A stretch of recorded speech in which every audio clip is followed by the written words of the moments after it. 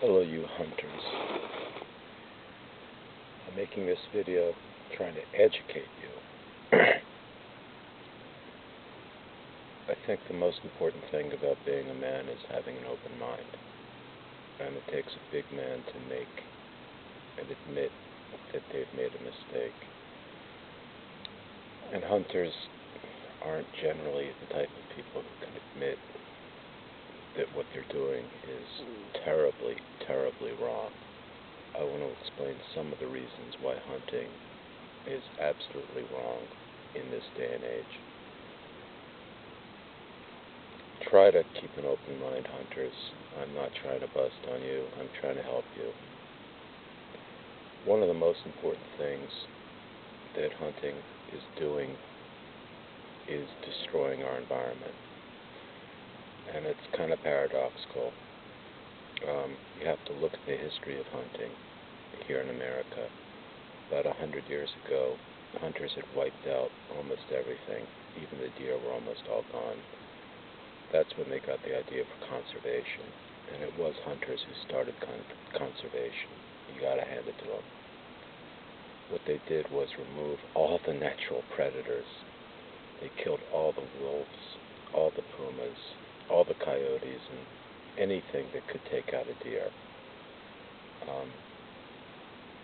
They cut lots of edges into the forest all over the country. Edge forest creates a habitat which deer thrive in. Edge forest is something that is actually hurting us now, because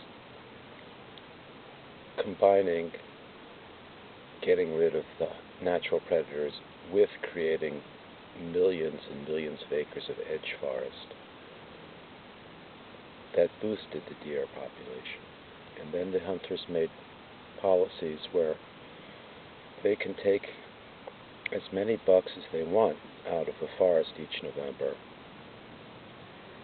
and there's nothing to stop them. They go for the hunters go for bucks because they want to put up the dead head of a male deer on their wall. They don't go for female deers because they feel sorry for them. Problem is, it only takes one male deer to fertilize the entire herd, and the next year you'll actually have more deer than you started with last year. And the hunters don't really care. They're being selfish. They want lots of deer to kill. They don't understand what all those deer are doing to our forest. The fact is, we have 10 times more deer now than at any point in history. At the time when the Native Americans ruled this land, there was harmony, and there was about 10% of the deer that we have now. They knew what they were doing. They only took the old or the sick or the dying deer out. They left the healthy deer. They took out females as well as males. Today's hunters don't have that sensibility. I brought you here to these woods to show you, if this camera will adjust to the light, what scrub forest looks like. This is scrub forest. We're in the Wissahickon Valley in Philadelphia. These woods, well, over here, right where I'm pointing at now, is a good example of scrub forest. You see the trees are small and closely spaced. There are no large trees. This should be an oak forest by now. It's had 100 years to grow. Our forests in America have been largely untouched for the past 100 years, at which time we cut down all the forests very stupidly. Now this forest in particular has had 100 years to regrow. The reason why it's still a scrub forest is because of the deer population. Over here you can see slightly more mature forests. There are large trees. They're spread out. There are fewer small trees growing into large trees. Over here, you'll notice it's almost all small, tiny little trees, very closely spaced. That's the definition of scrub forest. Mature forest is more productive. It can foster more types of animals than scrub forest. The deer are what's making this forest be stuck in this stage of forest development. Because we have too many deer, they're coming in and eating all the oak saplings, which is their favorite food. That prevents this particular forest from growing up. It's stifling the succession of this forest because there are simply too many deer. Now, a hunter would probably say, well, just deal with it. So you have this kind of forest to look at instead of this kind of forest. And my answer to that is, well, I'm not looking at it from my point of view. I'm looking at it merely from the point of view of the animals, the flowers, the trees, the birds, the wild mammals that this forest cannot support because it cannot grow up. If this forest had been allowed to mature appropriately 100 years ago, this would be a mature oak forest which supports a vast number of wild animal species which don't live here now, simply because this forest is stuck in the scrub stage of succession. So that's one reason why hunting is just plain wrong. Another reason is the morality of it. A lot of hunters don't really care about the feelings of animals. But I think a lot of hunters do care about the feelings of animals, and I'm talking to them right now. There's cruelty in everything we do. It's our job as humans to reduce the amount of suffering we cause in the world, not to increase it. One thing we can do is stop eating meat, but I'm not going to tell you that's what you should do.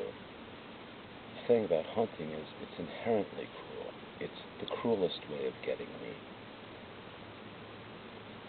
Bow hunters, for example, the Humane Society of the United States put out data a few years ago that stated roughly half of all the arrows shot by bow hunters hit the deer, and then the deer runs away far from the hunter can't find him, to die slowly in the woods in pain.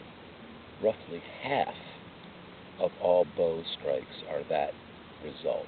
The other half, the hunter gets it and can retrieve it. That in itself is impossibly cruel. The way hunters hunt is incredibly selfish and one-sided, and it's not sportsmanlike. There's nothing sportsmanlike about making a deer stand and waiting for a deer to come by and blowing its head off. There's nothing sportsmanlike about the type of weapons that they can use legally to hunt deer. There's no fighting chance for any of these animals, and the hunters don't seem to care about that at all. They are just essentially selfish. They want as much death and meat as possible. But there's got to be a line. There's got to be a line drawn somewhere. For them to say that they're on the animal side and still be hunters is just a conflict. It's paradoxical in itself, and I can't let them say that without making a comment like this. So we've discussed the effects of deer on the environment.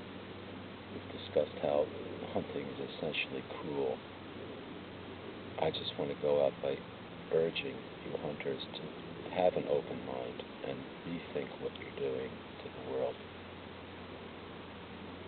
You don't have to become vegetarians. I know that's too much to ask, but the very least you can do, if you are so gung-ho about hunting, the very least you can do is just take out the doe. That's what needs to be done, unfortunately, because we have so many deer. If the hunters limited themselves to doe, even though the hunting commissions and game regulating commissions aren't going to make you do it because they don't care. If every hunter out there just switched to taking out only does, our woods might be able to grow up.